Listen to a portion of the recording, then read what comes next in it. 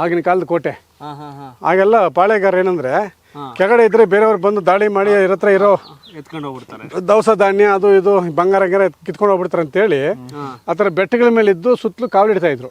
ಹಾಂ ಸಡನ್ ಮೇಲೆ ಹತ್ತಕ್ಕಾಗಲ್ವಲ್ಲ, ಹೌದೌದು. ಕೆಳಗಡೆ ಎಲ್ಲ ಕಾವಲಿಡ್ತಾ ಇದ್ರು, ಏನೋ ಅವ್ರದ್ದು ಇತ್ತು ಅವರು.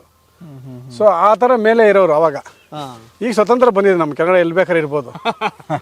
ಅವಾಗೆಲ್ಲ ಪೊಲೀಸು ವ್ಯವಸ್ಥೆ ಎಲ್ಲ ಸ್ವತಂತ್ರ ಆಗ ಬೆಟ್ಟದ ಮೇಲೆ ಕಿತ್ಕೊಂಡು ಹೋಗಲ್ಲ ಅಂತ ಬೆಟ್ಟದ ಮೇಲೆ ಕಟ್ಕೊಳ್ಳೋರು.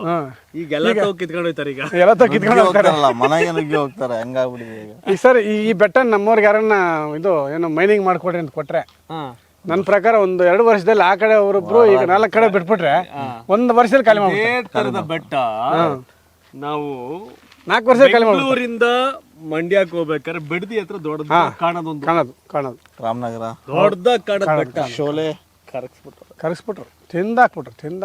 ದೊಡ್ಡದಾಗ ಕಾಣೋದ್ ಬೆಟ್ಟ. ಬಿಡದಿ ಹತ್ರ ಬಂದ್ರೆ ಅದ್ ನೋಡಿದ್ರೆ ಅಲ್ಲಿ ನಮ್ಮ ಈ ಜನ್ರೇಷನ್ ಮಾತ್ರ.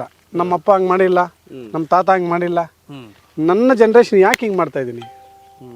ಇಷ್ಟು ಜನ್ರೇಷನ್ಗಳು ಯಾರೂ ಮಾಡದೇ ಇರೋ ಕೆಲಸನ, ಪ್ರಕೃತಿ ಹಾನಿನ ನಾನು ಯಾಕೆ ಮಾಡ್ತಾ ಇದ್ದೀನಿ?